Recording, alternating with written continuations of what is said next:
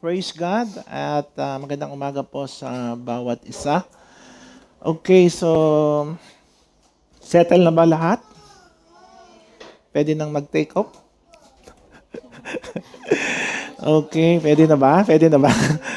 Okay, so praise God, hallelujah. And this morning, okay, as we continues yung theme natin about the seven last word of Jesus during the time when He was in the cross. Okay?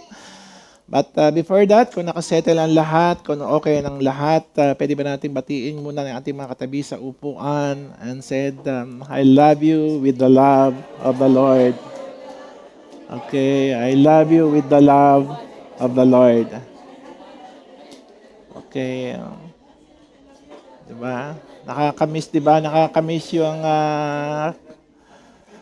makita natin yung ating mga katabi in the past 1 week. Maaring iba ay hindi nagkita-kita. Yung iba ay lagi naman nagkikita pero sabik na sabik pa rin magkita kapag araw ng Friday. Okay, but before we read the text coming from the book of John, can we bow our head and just we ask the guidance, the wisdom, and the presence of our Lord Jesus Christ this morning. Hallelujah. Panginoon, maraming salamat, O Diyos, sa umagang ito. Thank you for the presence of your presence of the Holy Spirit, O God, sa umagang ito. Salamat, Panginoon, dahil ikaw ang patuloy na nangunguna sa aming mga buhay. Salamat, O Diyos, that your presence be with us, O God. This time, Panginoon, hanggang Lord, na matapos ang gawain, O Diyos, hanggang sa aming mga tahanan to work, O God. Lord, patuloy kang mangusap sa aming mga buhay, O God. Lord, salamat. Have your place in this place, O God. At bayaan mo, O Diyos, na ikaw, Panginoon, ang patuloy na manguna sa aming buhay, O God. We ask the guidance, O God, the presence, O God. Lord, the peace and joy, Panginoon, the excitement, O God, na kami ay makikinig at mag-aaral ng iyong salita sa umagang ito, O God. O Diyos, salamat po sa inyo pang aming mga puso, aming kaisipan, Panginoon, especially, O Diyos, marinig namin ang iyong salita sa umagang ito, God. Lord, salamat sa gagawin mo sa buhay ng bawat isa. Lord, kung mayroong puso na handang magpaayos, Lord, ikaw po ang mag-ayos ito, Panginoon. Mga puso, O Diyos, na sugatan, Lord, ikaw po, O Diyos, ang magpagaling nito, O God. Lord, salamat, O Diyos. We know that situation ng everyone na narito, Panginoon, but ikaw, O Diyos, ang higit na nakakaalam kung ano ang sitwasyon ng bawat isa. At Lord, salamat sa oras na ito. Thank you for the time, the presence, O Diyos, na marinig namin ang salita. This is a miracle, a blessing, Panginoon, sa umagang ito ay aming matatanggap mula sa iyo.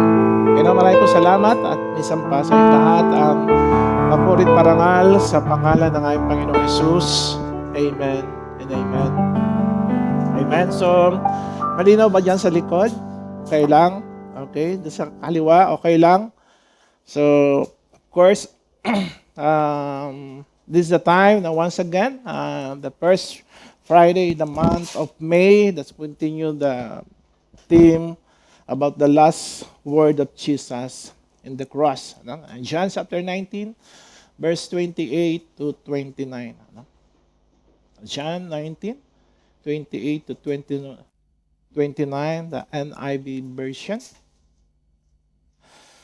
So after this, Jesus, knowing that all things were now accomplished, that the scripture might be fulfilled, said, I thirst. Said, I thirst. 29. Now a vessel full of sour wine was sitting there, and they filled a sponge with sour wine, put it on hyssop, and put it to his mouth. And that the fifth word of Jesus, the last word of Jesus, when he was in the cross. No? And this morning, we're looking one of the shortest but most powerful statement of Jesus on the cross, the word, I thirst. And we can relate much because ang lahat dito ay nauhaw. Sino hindi nauuhaw dito? Okay? So lahat tayo ay nauuhaw. That even situation, whatever na ginawa natin, tayo ay nauuhaw. Kaya we can relate what Jesus said na siya ay nauuhaw. One of the shortest but the most powerful statement of Jesus on the cross. The word, I thirst. No? And according to the Gospel of John, Luke, Mark, and Luke, Matthew Gospel, Luke, Matthew, John, and Mark, and about almost 6 hours na si Jesus ay nakahang sa cross. And during that time, the crucifixion, and malinaw itong sinabi ng Mark chapter 15, verse 25, Jesus was crucified at the 3rd hours or 9 a.m. in the morning. And sakto, it's 9 a.m. in the morning, there's a morning sacrifice. And during that time in the Israel, ito yung oras ng pagbibigay ng offering o morning sacrifice. No? The 3rd hour was the specific time that morning sacrifice was offered in the temple and highlighting Jesus as the true Lamb of God sacrificed at that moment. Sabi ng Mark, roughly is 9 hours, 9 in the morning, and die at 3rd in the morning, 3rd hours or 9 o'clock in the morning, and die at 9 hours or 3 p.m. From 9 in the morning and 3 in the afternoon is 6 hours yung nakatake siya dun sa cross. No? So imagine yung 6 hours, sino dito yung nasa sales na nakatayo ng 6 na oras? Kaya ba? Ha? Mahirap, di ba? Okay. Pero yung straight na 6 hours na nakatayo ka, kaya ba yon? Walang galawan? Ha? Partida na nakataas yung 2 kamay at nakapako yung 2 paa. And imagine 6 hours. No? And during that time, in very shorted na sabi ng Lord, I thirst. Not only the little of water na sinasabi ng Panginoon dito, but yung 6 hours na siya nakatayo hanging in the cross. No? Ay hindi biro yun. Amen? Tayo nga, 1 oras lang nakaupo ngayon. Makikidaan na ako. Minsan di tayo mapakali. Minsan kapag nakaka-30 minutes na si pastor dito, hinahawakan na natin yung mobile natin. Naiinip na tayo. Minsan, kapag nakaka-30 minutes na si pastor dito, minsan, kinakalabit na natin yung katabi natin, kinukwentuhan na natin. No? But imagine what the Lord done for us when He was hanging in the cross, and 6 hours from 9 to 3 in the afternoon, siya ay nakahang sa cross. And the Gospel of Mark indicated Jesus was placed on the cross the 3rd hours and die at the 9 hours. And sabi doon, the total darkness occurred from noon to 6 hours, o yung 3 o'clock in the afternoon. No? At hindi lang yun, kaya matinding kadiliman ang nangyari yun. No? And these verses wrote by Apostle John, the crucifixion's account, and wrote by Apostle John, at ito ay nakaupo na doon sa kanyang puso, because remember the last time when I preached here, si John lang ang nandoon, nakasama ni Mary Magdalene, na kanyang nanay na naroon. Si John lang ang naroon, at kitang-kita niya kung paano namatay ang ating Panginoong Jesus. No?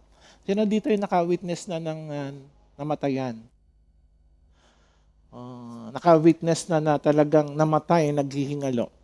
Na talagang minsan din natin mabura sa isipan natin yung mga ganong senaryo.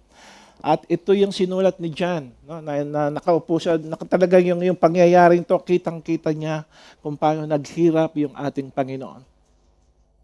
And bago pa siya, dumating the time na siya ipako, bago pa siya hinang ng 6 hours in the cross, Jesus already endured betrayal. Arrest, trial before Annas and Caiaphas. Naranasan na siya, itatwa siya, inaresto sa harap ng hukuman before hang in the cross. Wag muna natin baktawan kung bakit siya nakarating do sa krus ng Kalbaryo. Wag muna natin baktawan kung bakit siya pinako. Jesus already endured betrayal, arrest, trial before Annas and Caiaphas, the Jewish high priest. Kanino pa? Kay Pontius Pilate, who authorized Jesus' crucifixion despite not believing of his innocence. No? Kay Herod, mocking with a crown of thorns and carrying his cross to Golgotha. No? Kaya bago pa niya makarating dun sa cross, ay meron na siyang sakit. Amen? Meron siyang dinadalang kabigatan. Kasi iniwan na siya ng kanyang mga alagad na alam niya na kanyang makakasama. Wala na, nag-alisan na. Si John na lang nandoon sa cross.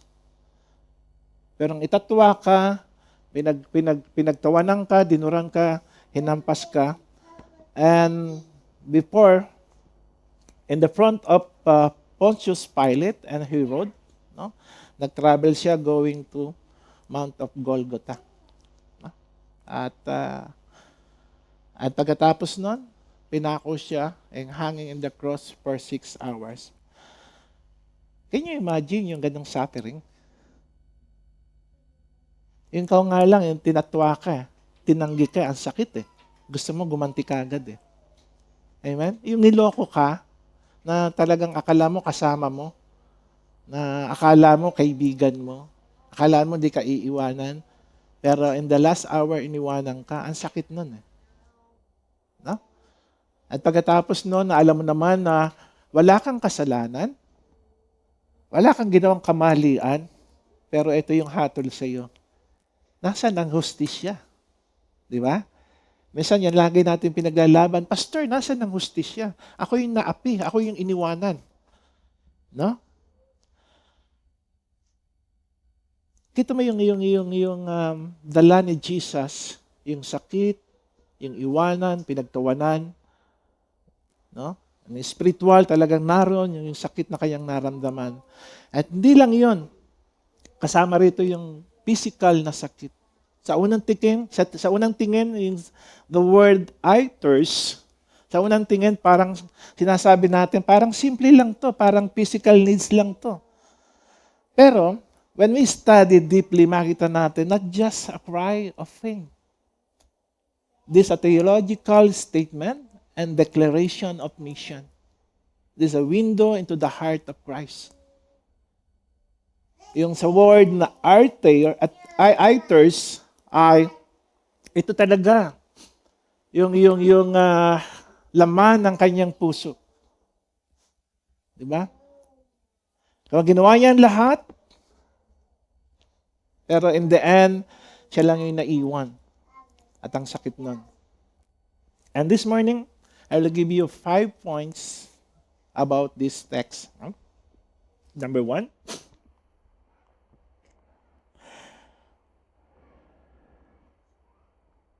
And this our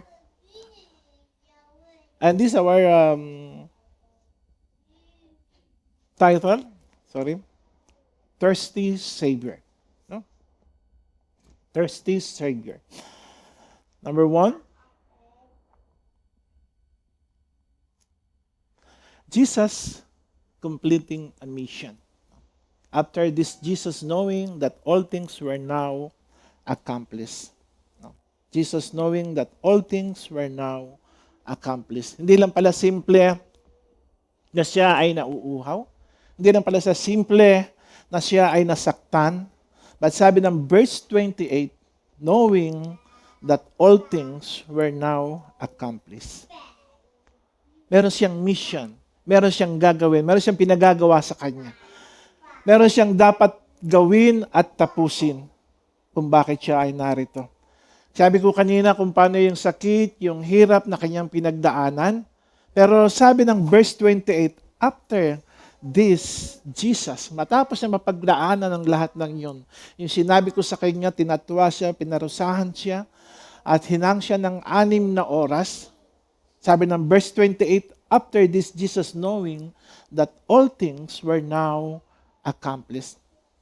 And Jesus understood his entire earthly mission, prophecy, the scriptures, including the payment of human sin, and the fulfillment of the law, and the prophet was complete. No? Maring nakita natin kasi si Jesus, yung binigay ng Diyos Ama para sa atin, para sa atubusan ng ating mga kasalanan. But of course, Jesus, there's a mission, but tayong lahat also, hindi lang tayo narito ngayon dahil kumakain tayo, may trabaho tayo, but of course, lahat tayo ay may mission dito na dapat gawin at dapat tapusin. Hindi to random na pangyayari lang. Jesus is a full control. Every details is intentional. Kung tutuusin, pwede sabihin ni Jesus na ayoko na. Ayoko na ng suffering na ito. Ayoko na yung paghihirap na ito. Ayoko nang maging sacrificial lamb. Iba na lang. Pero after this, Jesus, knowing that all things were now accomplished, that every circumstance sa buhay, that every detail is intentional, talagang ito ay kanyang ginawa. At tingnan natin dito, Jesus, hindi siya isang biktima dito, but hindi siya isang helpless dito, but fulfilling the mission na binigay ng Diyos Ama sa kanya. Maring sa ating lahat, na alam natin parang very simple lang yung pinagdaanan ni Jesus sa atin. Parang very simple lang na binigay yung kanyang buhay para sa atin. Pero ang hirap, ang sakit ng kanyang pinagdaanan. Sabi ko nga kanina, parang minsan kahit nakatayo lang tayo ng 2 oras, nakaupo lang tayo ng 2 oras, ang hirap na. Sumasakit na yung ating mga balakang, sumasakit na yung ating tuhod. But imagine yung si Jesus, nating Diyos, kung paano yung pinagdaanan niya sa krus ng Kalbaryo. Sabi ng salita ng Diyos, yung purpose nito para ma-fulfilled yung scripture, para ma-fulfilled yung mission na binigay ng Diyos Ama sa Kanya. Maring sa ating lahat dito, tayo maraming abala, marami tayong gagawin, marami tayong plano. But can we ask and a few minutes na tanungin natin yung ating sarili, ano ba yung nais ng Diyos sa akin? Ano ba yung mission ko dito? Ano ba yung pinagagawa ng Diyos sa akin? Diba? Ano ba yung nais ng Diyos sa buhay ko? No? Habang malakas ako, habang may ginagawa ako, habang tumatanggap ako ng pagpapala sa Diyos, na every morning na ako ay gumigising, ano ba yung nais ng Diyos sa buhay ko? Ano ba yung gusto kong gawin ng Diyos na tapusin ko habang ako ay may buhay pa? No? Hindi lang kay Jesus yun. Sa ating lahat dito. No? Hindi lang tayo binigyan ng trabaho, hindi lang tayo binigyan ng pamilya, hindi lang tayo binigyan ng mga kaibigan, but merong pinagagawa ang Diyos sa atin na dapat nating magawa. Number 1, Jesus completing a mission. No? Number 2,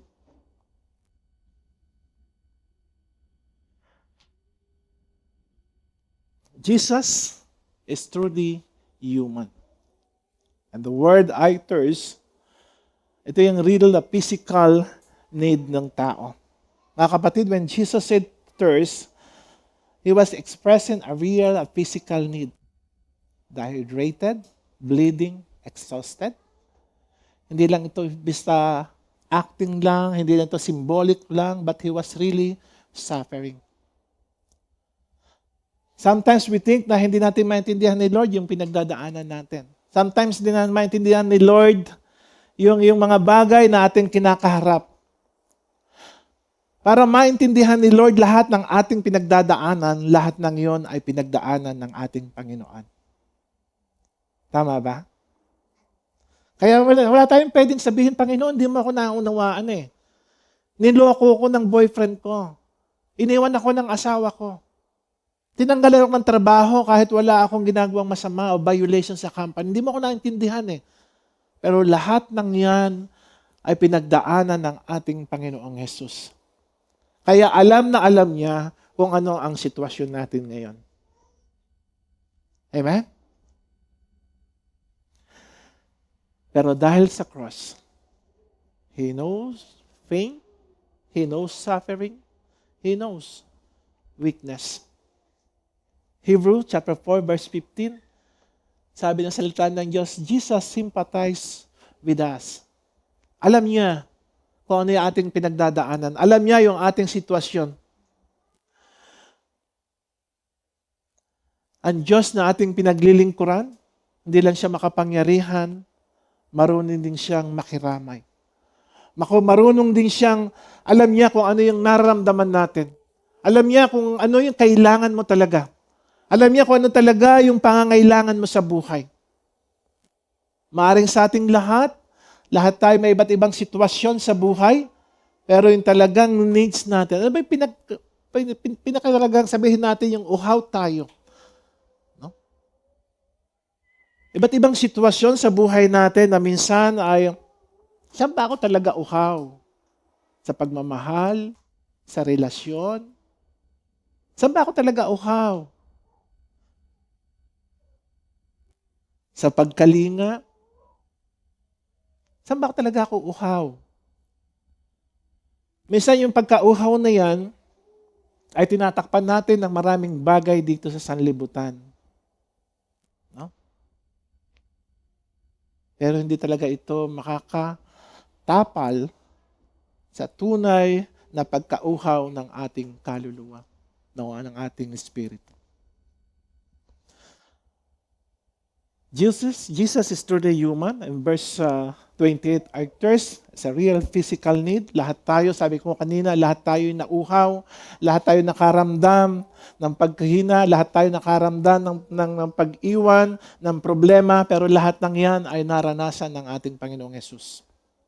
Number 2, Jesus is truly human. Number 3, intensity of the cross. Verse 28, sabi rin din ulit, I thirst, Jesus' extreme nature of His suffering. Kung tingnan natin yung crucifixion, yung maraming dugo na wala sa Kanya, extreme dehydration, body shutting down, but higit pa ron yung Kanyang naranasan, yung spiritual suffering. Bearing the sin of the world and experiencing separation, the presence of the Father. No? Tandaan natin, hindi lang katawan ang nauuhaw, pati yung ating kaluluwa ay dumadaan din to sa matinding pagkauhaw. Minsan, parang yung simpleng hinahanap natin sa buhay, parang, Lord, ano ba talaga yung kailangan ko? Ano ba talaga yung kailangan ng buhay ko? Bakit hindi ko masumpungan? Meron naman akong sakyan, meron na akong trabaho, meron na akong pamilya, meron na akong magandang posisyon sa trabaho, meron na akong magandang sweldo. Ba't ano ba talaga yung hinahanap ko?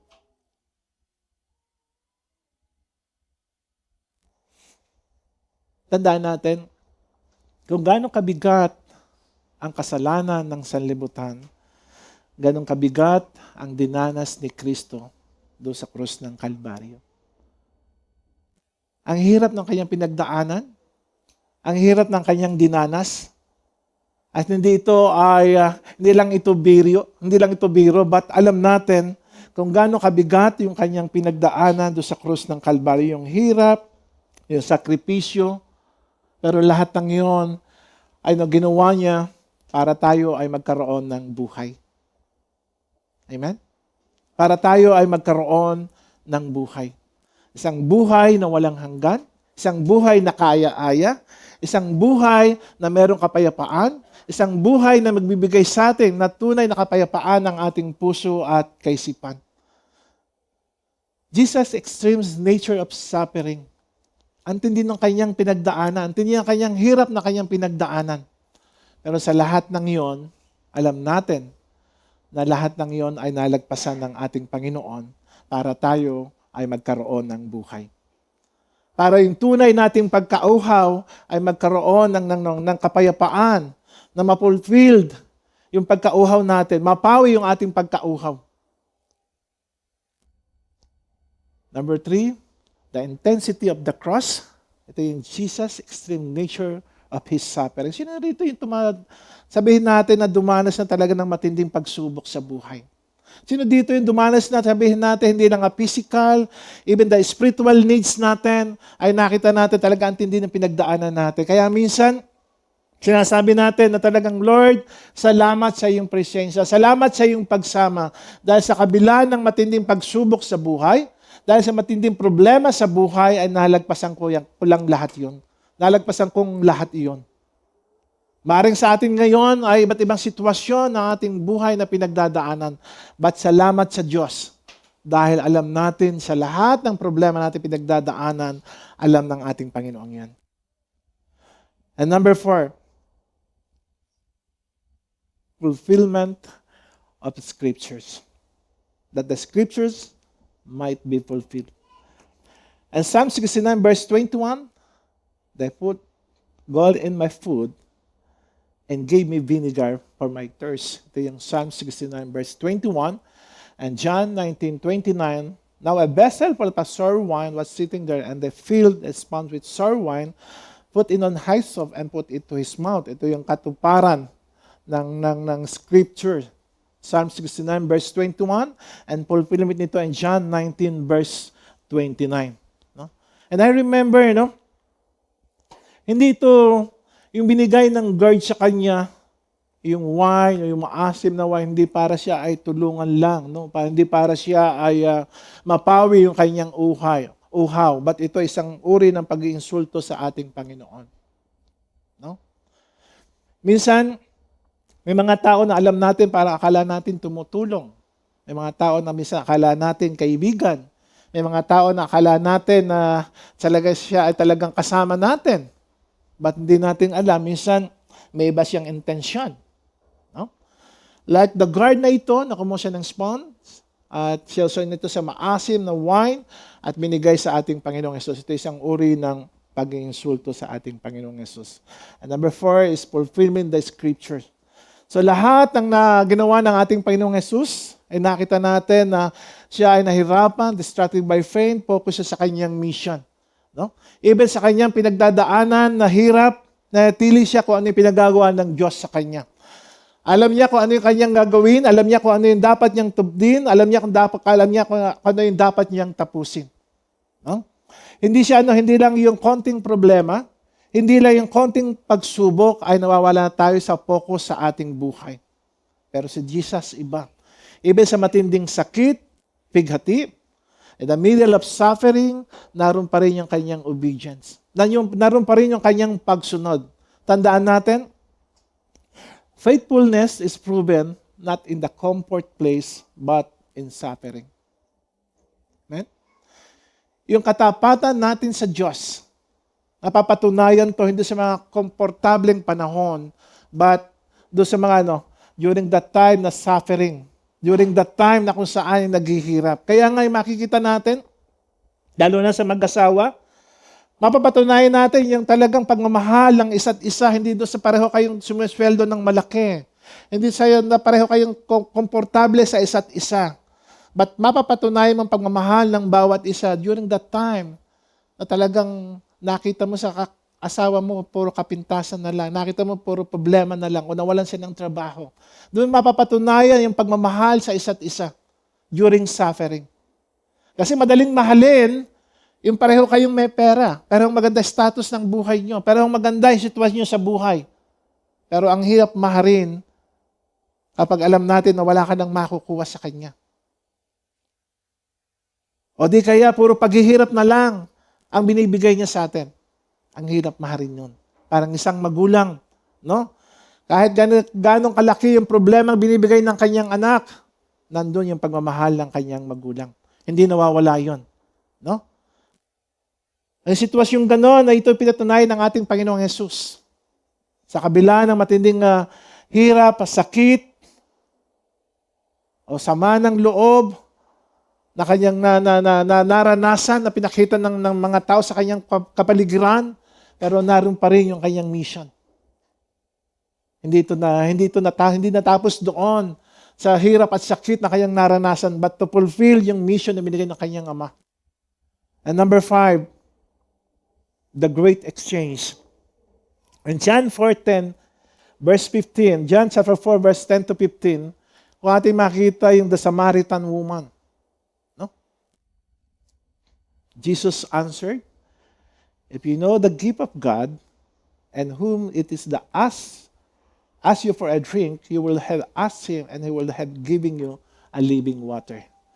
At alam natin yung sitwasyon na to, at alam natin yung senaryong ito. No? Alam natin, kung alam mo lang, sabi doon sa babaeng Samaritan, kung alam mo lang kung sino talaga yung humihingi ng tubig sa iyo, ay ikaw ba yung lalapit sa akin at sasabihin mo na bigyan mo ako yung buhay na tubig na yan. No?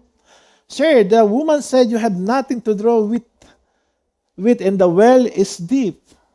Where can you get this living water? Are you greater than our father Jacob, who gave us the well and drank from it himself, as did also his son and his livestock? But Jesus answered, everyone who drink this water will be thirsty again, but whoever drink the water I give them will never thirst. Indeed, the water I give them will become in them a spring of water welling up to eternal life.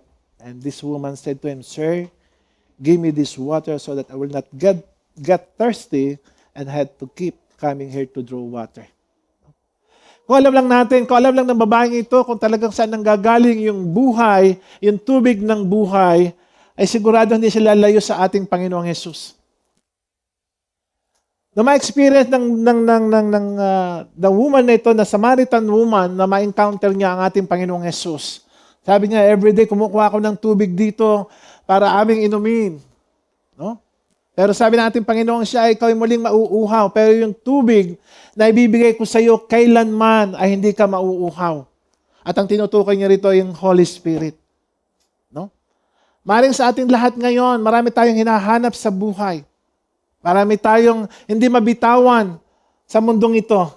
Pero minsan, ang kailangan lang natin, yung biyaya ng Diyos sa ating mga buhay. Yung pagkilos ng Santong Espiritu sa ating buhay. Maring sa atin ngayon, nakita lang natin yung malaking pictures ng ating mga pangailangan. Pero actually, hindi yan talaga ang kailangan natin. Ang kailangan natin ay yung presensya ng Diyos sa ating buhay. Ang kailangan natin talaga yung buhay, yung tubig na nagbibigay buhay. At doon lang natin masasabi na, Lord, ikaw pala yung higit na kailangan ko. Ikaw pala, Panginoon, yung higit na kailangan ko sa mundong ito. Hindi mga material na bagay na narito.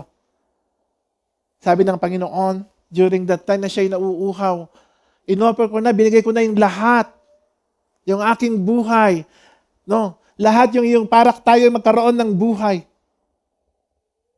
Pero ang hinahanap ng Panginoon, yung response natin. Ang hinahanap ng Panginoon, hindi tayo matulad ng isang guard na kung saan ang binigay yung maasim na wine. Yung binabalik natin, ang sinusukli lang natin sa Panginoon, yung mga tiritirang oras natin. Ang sinusukli lang natin sa Panginoon, kung tayo ay bakante lang, kung may oras lang tayo, kung may tira lang tayong pera. Pero tandaan natin, yung binigay ng Diyos ang kanyang buhay para tayo ay magkaroon ng buhay na walang hanggan. At sa ating buhay ngayon, alam natin, ang sitwasyon ngayon na ino-open ng ating Panginoong Jesus, na ino-offer ng ating Panginoong Jesus, maring ngayon ay empty yung ating puso. Maring ngayon tayo ay nasa sitwasyon na tayo ay sabihin natin, nasa disyerto tayo. Wala tayong pagkukunan. Ubus-ubus na yung bank account natin. Pero tandaan natin, kapag meron tayong presensya ng Diyos, pagkilos ng Diyos sa ating buhay, even whatever situation na meron tayo, na ating hinahanap ngayon. Ang tanong ay, bisan na ba talaga yung hinahanap natin? Success ba? Relationship ba? Validation ba? Or recognition ba? But ang katotohanan, only Jesus Only Christ can satisfy us. Si Kristo lang ang pwedeng magbigay ng talagang yung pagkauhaw natin ay mapawi. At yun ang kanyang presensya. Yung ating response, dahil sinabi ni Jesus na I thirst, ano ba yung dapat nating gawin? Ano ba yung dapat nating gawin para tayo ay lumapit sa ating Panginoong Hesus? Ano ba dapat nating gawin para mapawi yung pagkauhaw ng ating Panginoong Hesus? Ngayon, kung tayo ngayon ay spiritual thirsty, lapit tayo sa Panginoon. Kung ngayon ikaw ay nagtitiis na sitwasyon, nahihirapan ka ngayon, lapit tayo sa Panginoon. Kung ano man sitwasyon na meron tayo, bigay natin sa Panginoon. Dahil alam natin na siya lang yung pwedeng magpuno ng ating pagkauhaw sa ating mga puso.